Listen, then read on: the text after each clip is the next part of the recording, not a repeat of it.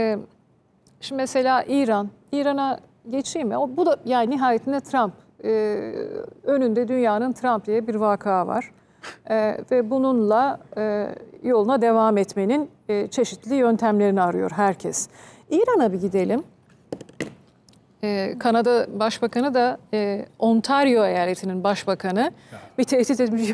Gerekiyorsa ben hepsini keserim falan. Ama sonra neler falan. oldu biliyorsunuz? Tabii geri adım atmak zorunda biliyorum, kaldı. delirdi. O Social Truth'tan kendi hesabından yazdı. O geri almak zorunda kaldı. Ama şöyle bir coştu. Yani herkesi bir coşturuyor. Bir İran'ın tehdidine verdiği yanıtları... Evet. Neredeyiz? 43'teyiz. 43'ü açalım. Sayın Gezer, sizin yorumlarınızı alacağım. Şu adamın üslubu gerçekten yani müzakere tekniğine uygun değil falan da ikna eder mi etmez mi? Onu soracağım. Şimdi Amerika'ya da ne demişti?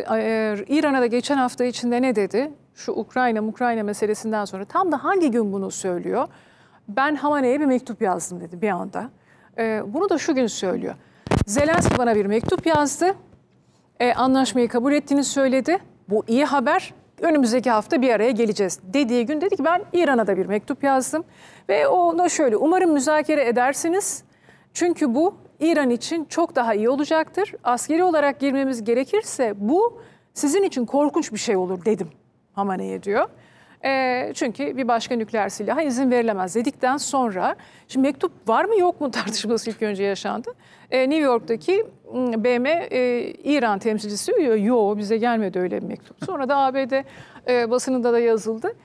Yani Beyaz Saray'a yakın kaynaklar o mektubun henüz gönderilmediğini söylemiş. Böyle bir tuhaf. Diplomasi tarihine geçti. Savuruyor şöyle. Yani diyor onu ya ben gönderdim yapması korkunç olur yani müzakere falan teklif ediyor.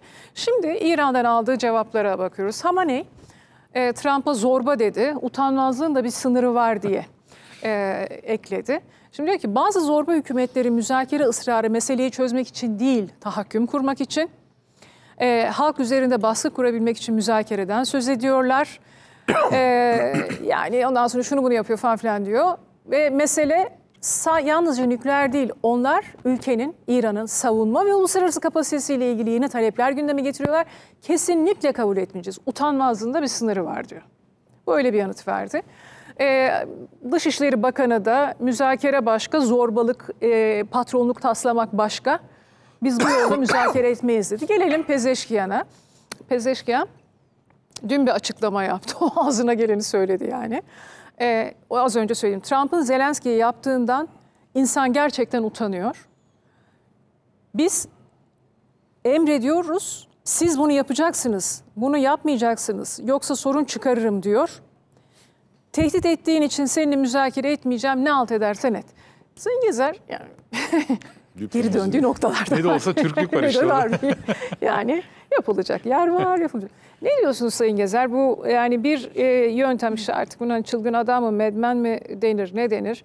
Veyahut da merkantilist, veyahut da işte ticari, tüccarlık ayarı mı denir ama bununla bir hani büyük planı, büyük stratejisi var mı yoksa savruluyor mu Trump şu anda?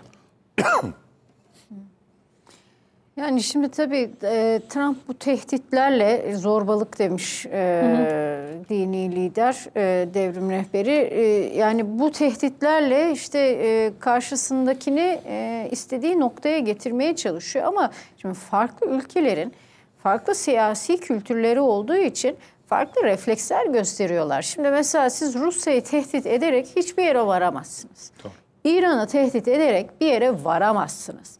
Yani... Trump bunu anlamıyor. Her ne kadar zorda olsalar da onlar sana boyun eğmez. Yani veya yani boyun eğecek olsa da bunu farklı şekilde yapar. Bu şekilde olmaz. Yani bir de şimdi mektup göndermedi diyor ama o kadar detaylı açıklamalar yapmışlar ki belli bir komünikasyon olduğu anlaşılıyor taraflar arasında. Çünkü yani sadece nükleer program değil başka hususlarda da tavizler istiyor vesaire. Şimdi demek ki bir bilgi intikal etmiş ki Ona göre bir cevap veriliyor İran tarafından. Yani ben her iki, ya düşünsenize şimdi yani Amerikan başkanı diyor ki mektup gönderdim. Mektup gitti mi gitmedi mi bilmiyoruz. İranlılar aldı mı almadı mı biliyoruz. Biz kime güvenip hareket edeceğiz? Ya öyle bir acayip bir durum var ki ortada Sayın Hanım. Yani bu açıdan da bakmak lazım biraz. Fakat yani İran her ne kadar sıkışmış olsa da şu anda yani özellikle 7 Ekim'den sonra vekilleri üzerinden de işte İsrail'le olan doğrudan çatışması nedeniyle de içerideki ekonomik sıkıntılar nedeniyle de bu tarz diretmelere, dayatmalara boyun eğecek yani mevcut yönetim, İran'daki yönetim yani öyle bir yapıya sahip değil. Çünkü o zaman gerçek kırılganlığı ortaya çıkar. Yani ne bekliyordu? Trump işte mektup gönderecekti ya da bir mesaj gönderecekti. İran'da ne diyecekti? Ha tamam okey biz o zaman siz ne istiyorsanız onu yapalım. Veyahut da evet tamam işte ne bileyim müzakerelere başlayalım mı diyecekti. Bir kere yani malumunuz nükleer anlaşmadan Amerika'yı çeken taraf Trump'tı. Trump döneminde Amerika çekildi o nükleer müzakerelerden. Yani şimdi elinde çok önemli bu yönetimin eğridir, doğrudur. Önemli bir koz var. Diyor ki ben seninle müzakere ediyordum diyor. Sen çekildin diyor. Evet. Şimdi ben sana bir daha nasıl güvenebilirim? Bak Ukrayna devlet başkanı işte Pezeşkian'ın söylediği. Ağırladın adama hakaret etmekten beter ettin diyor. Yani dolayısıyla ne halim varsa gör diyor. Ben seninle aynı sana nasıl güveneyim de aynı masaya oturayım. Yani çok tabii İran'ın eline koz verilmiş bu konuda. O ama elini indireceksin gibi, diyor. Yani yani bunları bakın yani İran'mış, Rusya'ymış böyle ülkeler bu tarz şeyleri kabul etmez.